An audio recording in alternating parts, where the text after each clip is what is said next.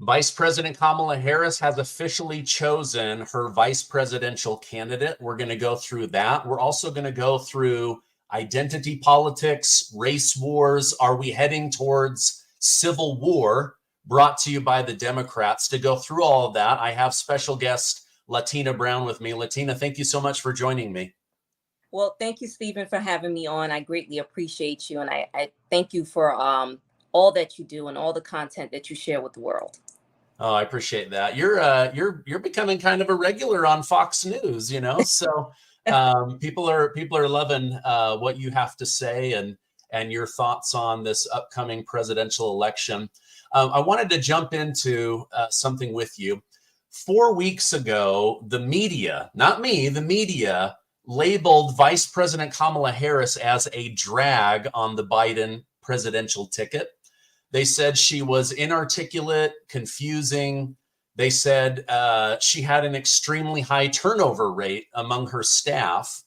They wanted her to drop out, but Representative Jim Clyburn of South Carolina said absolutely not.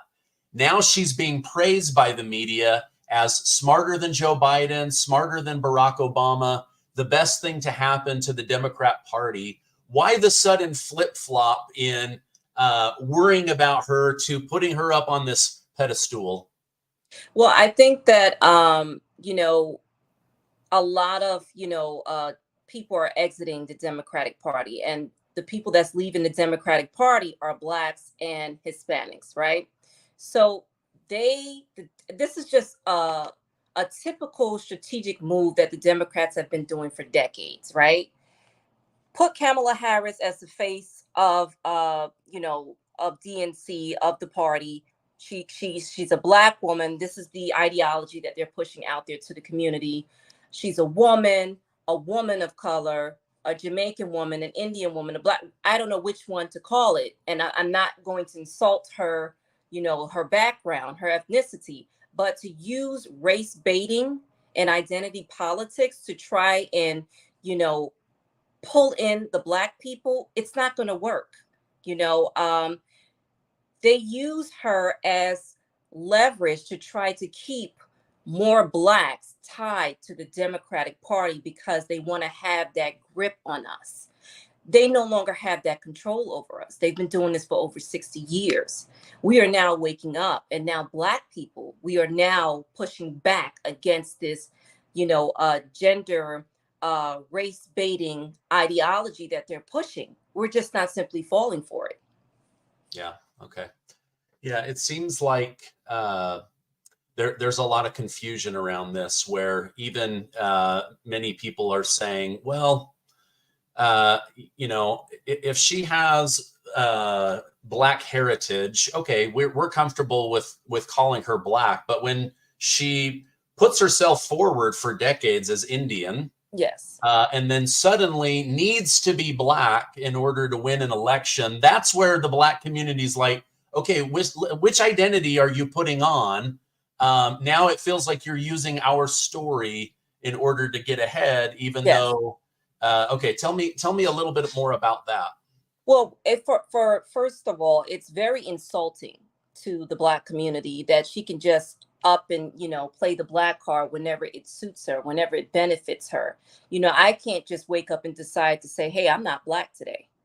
Let me go and be white or Asian, and come back to being Black when it's convenient for me. And a lot of members in the Black community, men and women, we are very insulted by that. And, she never claimed to be Black throughout her political career. And I feel like the Democrats know that the Black community, we come out in droves to vote. We do. And they depend on the base. We are the base. And they feel that if you use this woman here who has little to no experience she was a terrible VP, okay? No policies, no platform. The only thing that they can push is she's a Black woman. That is very disrespectful and insulting to us. We have been left out for decades. We are tired of the little small handouts, and then they show up 4 years later and say, hey, I need your vote. They're depending on us. And I think that for this election, Black men are going to carry Trump in this general election. It's the Black men that's been forgotten about for decades. They've been left out. And I think that now the Democrats see that, and they see that Trump is gaining so much support from the Hispanic community, from the Black community, but the Black men, they're going to carry this election. Okay, I want to come back to that because that's actually very interesting to me. From just my perspective of covering the news for many years now, it seems that the Democrat Party is obsessed with race and sexual orientation. Like they're always bringing up race. They're always bringing up somebody's sexual preferences, things that, don't really tell me whether you can protect our country from war with Russia or China, Right. or do good trade with Mexico. Right. But what are your thoughts on identity politics, and have you witnessed that yourself, having experience in government? Well, personally, when I've worked in government, I was told that, years ago, we want to hire more Black people. We want to hire more women. It was never about, whether or not if I'm qualified for the position. And I'm like, well, I want you to hire me because of my work and experience. I want you to see that I bring value to the table and value to your agency, not because I'm a Black woman, And I think that them pushing this identity politics, I think people have had enough of that. We want experience, real leadership. We want leaders who are going to unite the American people, not divide us, not stoke fear, not bully us, not dictate. We had an election, and this is the Democrats breaking their own rules. Over 15 million votes for the primary election was just tossed out as if, we don't matter. Our, votes don't matter. I'm a former Democrat, but, I just became an independent officially in July. And I just think it's very disrespectful that they broke literally the chain of democracy by tossing out 15 million votes and installing this woman who's done nothing for the people. We don't know what legacy she has behind. We don't know what her platforms are. This is just somebody who was just handpicked by the machine. And it's not just us going against these two candidates, because we have a socialist ticket right now. We are going up against something greater. There's a machine behind them. There is a machine running this country, and we should be very much concerned about that. Yeah. Okay. Let me run a clip here from the other VP candidate, JD Vance, and then I want to talk about illegal immigration. Let me just run this really quickly. Talk to Americans, one of the biggest concerns I hear is, why are housing costs so high? I'll give you two reasons, Sean. Number one, there are 20 million illegal aliens here who shouldn't be here, who are competing with Americans for scarce homes. Number two, Kamala Harris has supported higher interest rates, which makes mortgages totally unaffordable for normal people. So these policies make ordinary Americans suffer. Of course, we haven't even talked about the fentanyl crisis. On issue after issue, she's putting the interests of illegal aliens above American citizens. We've got to stop Kamala Harris, Sean, and the only way to do that is to support Donald Trump at the ballot box. All right. You live in an area that became kind of the global focus point for illegal immigration, and a government that takes from the taxpayer to give to the illegal that's not working, not bringing in any kind of value to the country. When you hear that housing is more expensive, groceries are more expensive, everything's more expensive because you have this massive group, a block of about 20 million people getting money and benefits from the government without effort. And then they are just being used as mules to spend money around the country or in New York City or here in Salt Lake. But it makes the rest of us who go to work every day have to spend more money because we're competing with their free dollars for goods and services. What are your thoughts on this? And has the situation in New York improved since you and I last spoke? Oh, no, it hasn't. And to be honest with you, I'm angry. A lot of New York City residents, they're angry. Rent has gone up for us. I believe that there was a vote that rent stabilized buildings, we're going to be paying more in rent. So we're literally getting up every day, working our butts off to take care of our families, barely making ends meet, barely can afford milk and bread, the basic essential items. But our tax money is going to illegal, unvetted immigrants. And that angers a lot of people. And this is why I say this over and over again. The Democrats have literally outdone themselves by neglecting the very people, the same people who voted for them in office. We are not being taken seriously. We are being cast aside. And the illegal immigrants are literally getting the fruits of our labor. And they're committing crimes. Okay, they're committing crimes from murders to sexual assault to breaking the law. And we have a body of elected officials who just don't care about how we feel, how it impacts us negatively. They don't care about our children. They're getting free health care, free education. We're talking about $15,000 a month in food stamps, $5,000 a month in cash assistance. And you have veterans sleeping on the street, families who just lost their homes, sleeping on the streets, who can't even get into a shelter. This is the reality of what we're dealing with in New York City. And if people don't wake up and start getting out here to vote in this general election and vote for Trump, the rest of the country is going to feel what we're feeling. Yeah. When I add it up, I look at statistics quite a lot, right? I see, okay, the average person nationwide makes around 50,000 a year. The average annual household income is around 70. But then I start adding up, okay, if you have an illegal immigrant in a hotel at $700 a night for 30 days, there's $21,000 a month. Yes. In housing. They're now able to prove that some of these illegals are getting over $10,000 a month in food stamps. Yes. Meanwhile, the average family barely has $1,000 to put groceries in the fridge and food on the table. They're getting 10x what the average family has. Like you say, free education, free health care. They just go to the emergency room. Then they skip out on their bill. You and I end up with jacked up rates. They're raising the cost of food, because if somebody can come in with a $10,000 food budget and I can only come in with a $1,000 food budget, then the bodega or the supermarket or Walmart or whatever, they go, well, people have plenty of money. We can raise our prices and make a little bit more corporate profit, right? It's the disadvantage to the American citizen compared to the illegal immigrant, right. I think should have more Americans furious. And yet I wonder sometimes if they're not madder because they just don't know what you and I know, because we read so much. Well, no. Oh, they know. I mean, we see it. They're talking about it. They're angry. I mean, it's gotten to a point where people are organizing and rallying, and they're demanding, for these shelters to be removed, for the illegal immigrants to leave our city.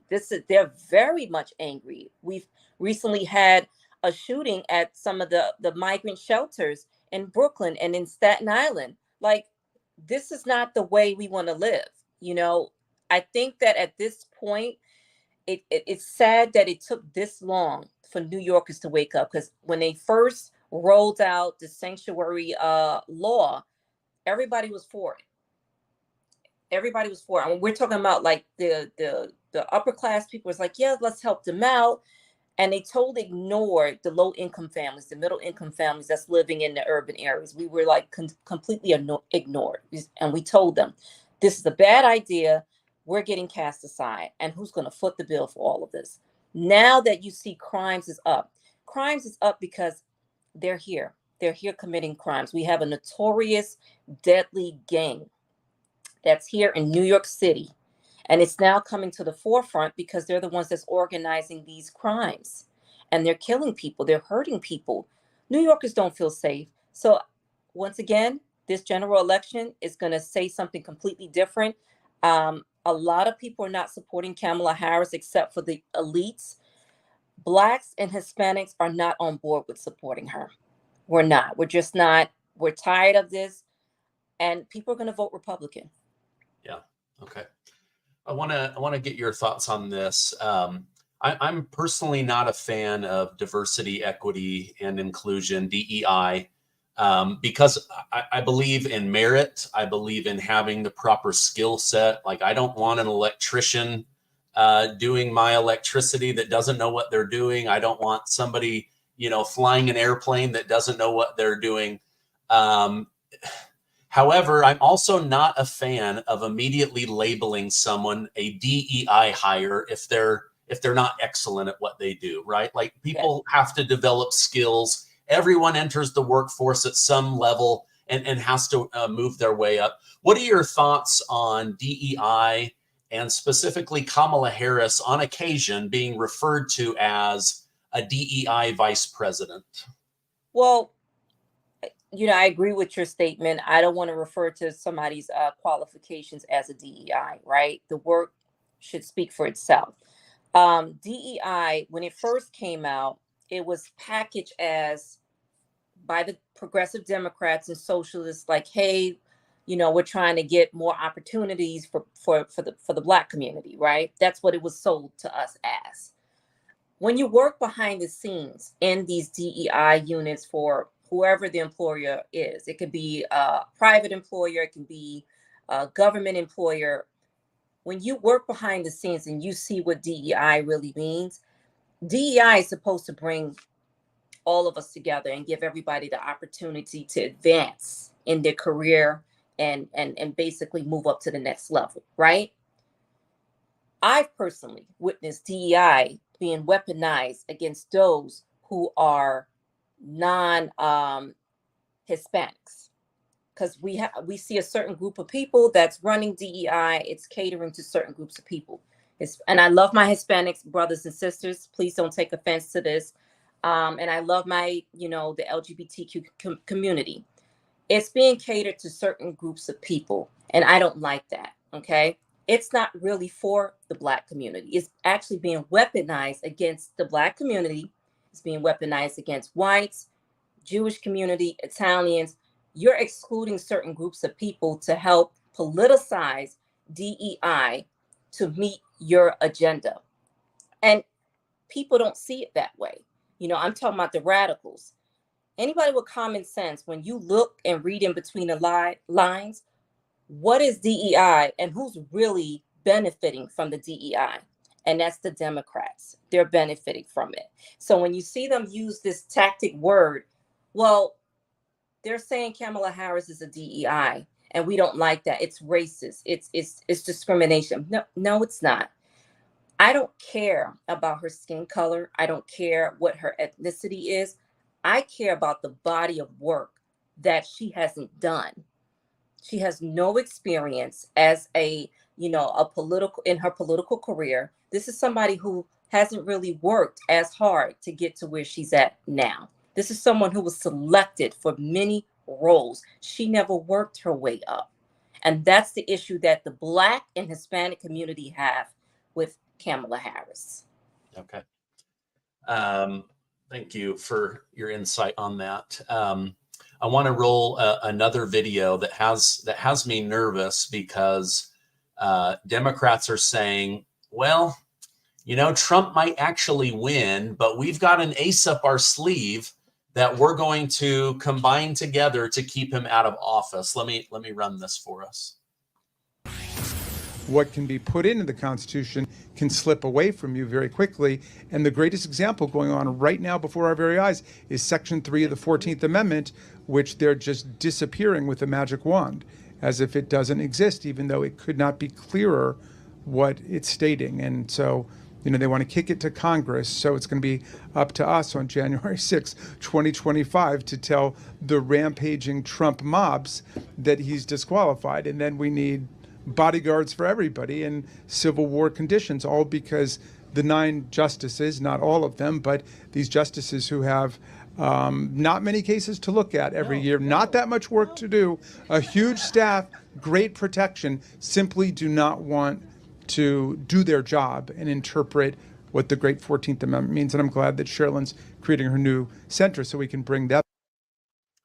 Okay, so this is Representative Jamie Raskin saying, even if Donald Trump wins, these horrible Supreme Court justices, of which 4 of them they're Democrats and women of color, he bashes on them, saying they don't do anything, they rarely work, and now they've left it up to Congress to block Donald Trump from getting into office. So we're going to have our own January 6th, where even if he wins, we're going to use the power of Congress to block the American people. I mean, this is a party that is obsessed with democracy, and yet they block democracy at every turn. Kamala Harris has 0 delegates, 0 votes. She won 0 counties. Exactly. She won 0 states and primaries, and yet she's being installed as the head of the party by Barack Obama and Hillary Clinton and Nancy Pelosi and Chuck Schumer. What are your thoughts on Jamie Raskin saying we're going to block Donald Trump, even if it's the will of the people? You know, I disagree with him. I look at it as a coup. You cannot ignore the American voters, the American people. I think that what they're trying to do is unconstitutional, and we should be very much concerned about this. We should be afraid. This is socialism in the works, dictatorship, communism. You know, they want to turn our beloved country into a communist country. And we, as Trump said, we have to fight our way to that ballot. We have to fight our way to that ballot. It's disgusting to see that they will go so low to this extent to try to remove this man out of office. You're basically ignoring the voters. And it looks like, you know, we need to take it seriously. It looks like that's a plan that they have in the works. And we got to fight our way to the ballot. I don't care. I mean, I don't believe in violence. I don't support it at all. But I believe that the way to get the message out there is at the ballot, organize, mobilize as many people as we can. And you have a socialist ticket, 2 candidates who are not for uniting the people. They're cowering down to the radical ideologies. They're cowering down to anti-Semitism, which is another concern. Our Jewish brothers and sisters are at risk. And if they're, I think they're angry enough to know what's at stake. They see what's happening.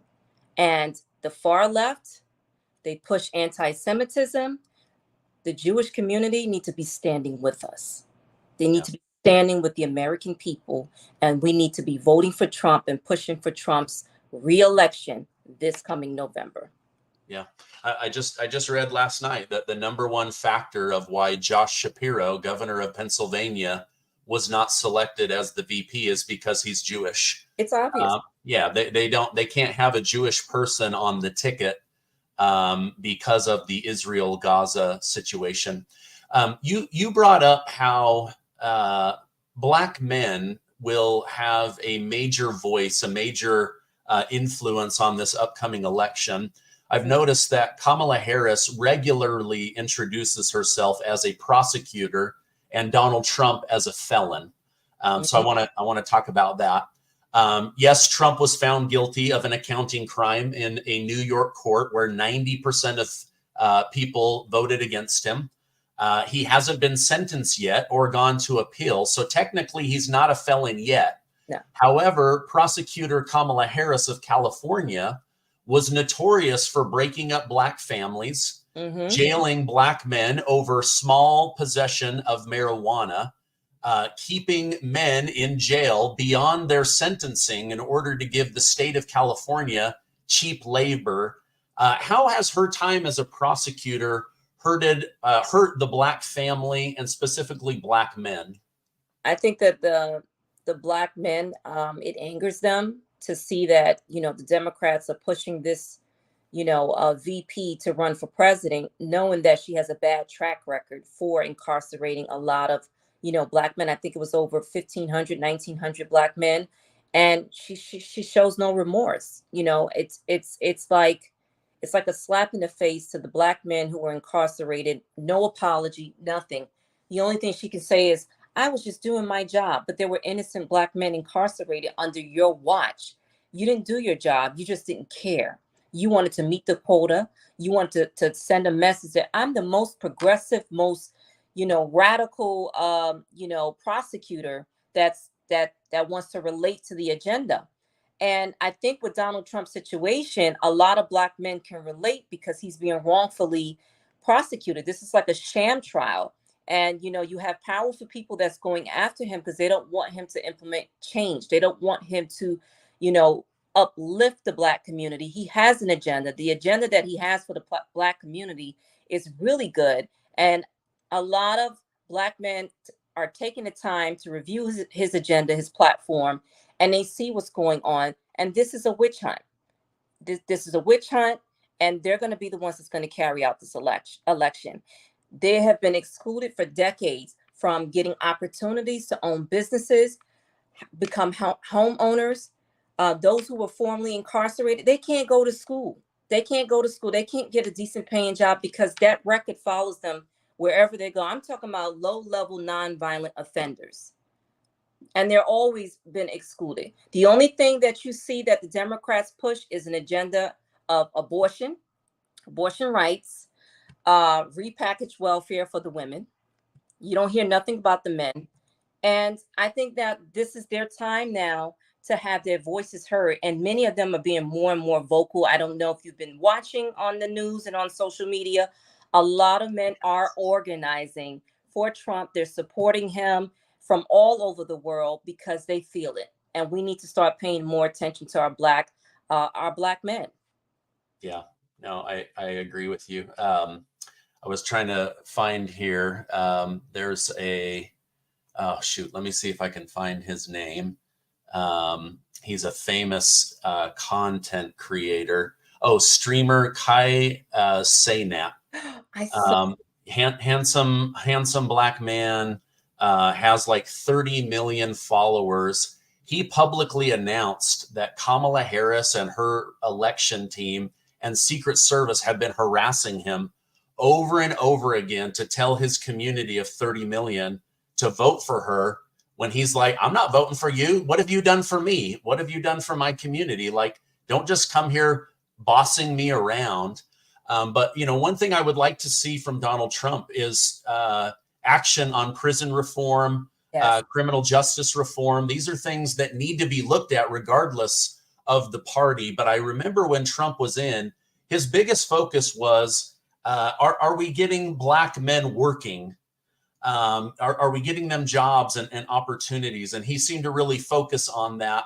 And I think if he can continue to focus on that and also criminal reform and prison reform, I think that he could go down as just, one of the best presidents of all time. So it'll be really interesting to see. Yeah. We're like less than 90 days from the election. A lot of people are making their voices heard. People that you wouldn't think would be for Trump are coming out and saying, wait a minute, for the benefit of the country. One of the things that scares me the most about Kamala Harris, other than her socialist tendencies, is, a big part of being president is keeping the country safe. Yes. She has been directly in charge of this invasion on our southern border. On top of that, just last week, they mentioned, and maybe they regret this, they're just now bringing her up to speed on the war between Ukraine and Russia and Israel and Palestine. And I'm like, wait a minute, you're next in command to have the nuclear codes and be the president of the United States of America, and you have no foreign policy, you have no war experience, no military experience, and they're just now bringing you up to speed on all of the people that are being killed in these wars. That to me is like pretty dang scary, because I want my 3 children safe. I want your child safe. I want our country safe. We don't need another 9/11. We don't need another Pearl Harbor. We don't need domestic terrorism making our lives hard. So anyway, it'll be really interesting to see what happens. Well, I want to say thank you for coming on. You know, I love that you go on Fox News, but people only get to hear from you for about 4 or 5 minutes. And I believe you have a great voice, a great opinion. And so I wanted you to come on. Latina, if people want to follow you online, what is the best way for them to do that? You can follow me on Twitter. My Twitter handle is Latina, Lattina, last name Brown, like the color brown, BROWN. And you can follow me there. But I do want to say one thing, though, before wrap up. I just want to say this to the RNC and to the Republican Party. I need you guys to pull away from the DEI comments and from, you know, the race comments and focus, recenter and focus on the real issues, which are, you know, which is the open border crisis, the inflation, a potential war, and like really get back on track and focus on the American people's needs. We need to stop feeding into the far left's tactics. The DEI comment, let's just pull away from that, because the American people, they want real answers and solutions, and seeing the back and forth is just not helping the situation. We want Trump to win his reelection. We want him to be in office so he can, you know, get us back on track and get the country on balance again. I agree. Well said. Thank you very much. I'll put a direct link to your Twitter down below. I appreciate you coming on. I hope you have a great rest of your day. You too. Take care.